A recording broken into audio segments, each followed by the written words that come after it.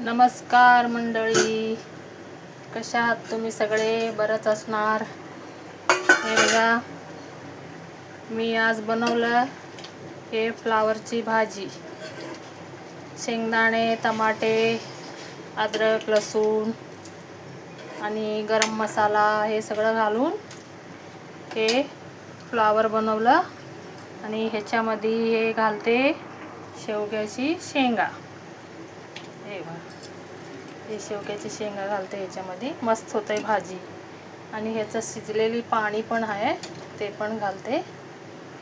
आणि हे बघा, आता याला मी हे कालवते भाजी. हे अशी तुम्ही पण करा, अशी भाजी छान होतं. आणि ह्याला शिजू द्या. इकडं ठेवलं मी भाताला. हे माझं संध्याकाळचं जेवण. हे भाताला ठेवलं आणि ही दूध गरम केलं.